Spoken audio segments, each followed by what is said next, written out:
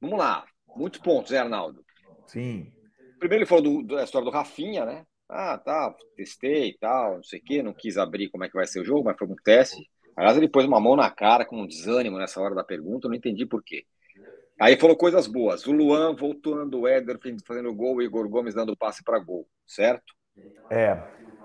Eu acho que essa, começando pelos que entraram, pelos reservas, normalmente é assim, né, no futebol. Você vai chegando perto de um jogo importante, o departamento médico vai esvaziando, todo mundo vai querendo jogar um pouco. Tem gente que entrou. O Luan, acho que é um capítulo à parte, a gente discutir um pouco mais.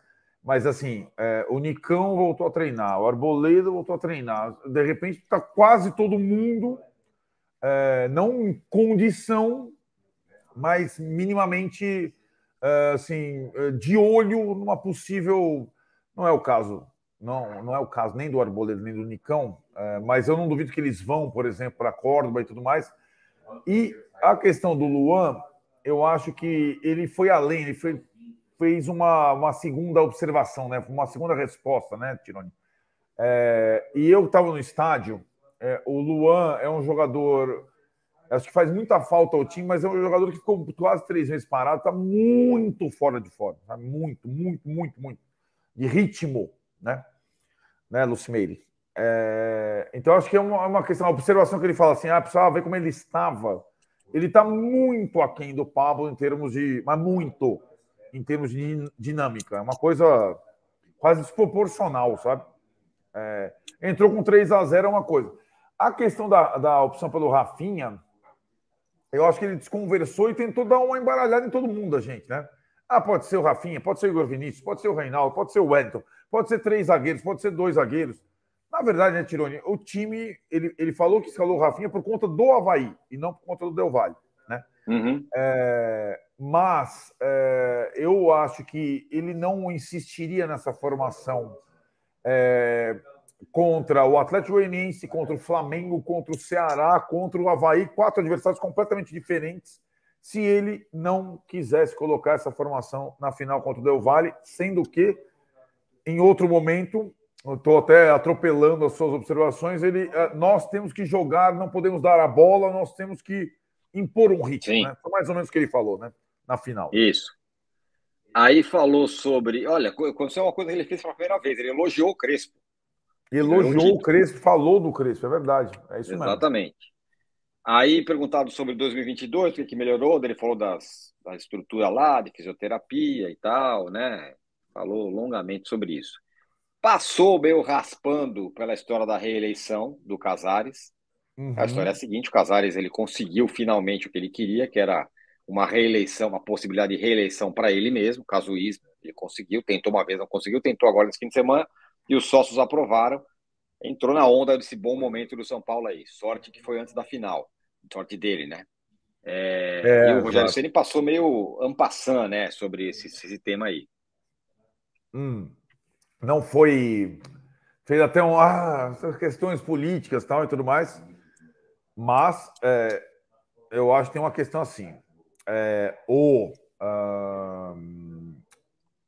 Casares, nesse próximo ano, o último ano do primeiro mandato, que ele pode ser reeleito, ele vai ser muito cobrado, não só pelo torcedor, muitos revoltados com essa situação, como pelo Rogério se ele continuar no clube. Saiba disso.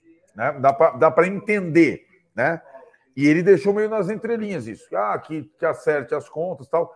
A gente, antes de acabar, a gente fala rapidinho sobre esse negócio do casado. Tem uma observação para falar para vocês e a gente fala rapidinho sobre essa questão política antes de encerrar a live. Muito bem.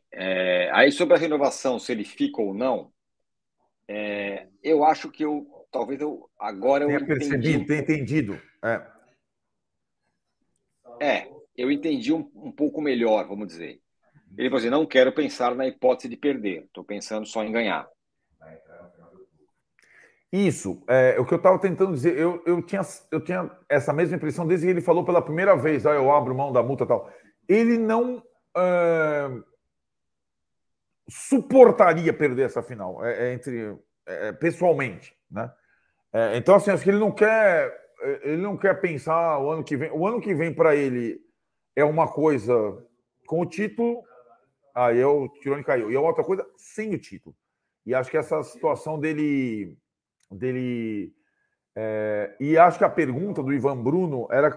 Depois teve outra sobre a questão se ele aceitaria o convite da seleção. Muita gente, algumas pessoas do São Paulo, será que ele recebeu alguma proposta? Será que a seleção sondou? Meu, não tem nada. A questão é ele só enxergar um caminho para o São Paulo em 2023, que é a conquista da Sul-Americana com a vaga na fase de grupos da Libertadores e aí um outro ano e tudo mais. Então, acho que não é por conta de outra proposta, sondagem da seleção. Aliás, foi interessante a observação dele sobre a seleção. Quando ele fala do Dorival Júnior, já estou indo para a seleção, Tirone, ele falando da questão do Dorival Júnior, de alguém mais experiente, que ele não gostaria de. Agora, todo técnico jovem, ele, Abel Ferreira e tudo mais, sair de um clube, o cara trabalha o dia inteiro, tenta aprimorar, impor um estilo de jogo para treinar qualquer seleção do mundo. Seleção, repete a frase, Antônio. Seleção é coisa de aposentado, com todo o respeito. Perfeito. Ele falou isso em outras palavras, você não achou? Vamos lá, né, cara? Uma eliminatória com 500 rodadas. Se o cara. A Copa do Mundo é amanhã, você quer dirigir a seleção? Eu quero. Agora, 4 anos de ciclo, pelo amor de Deus.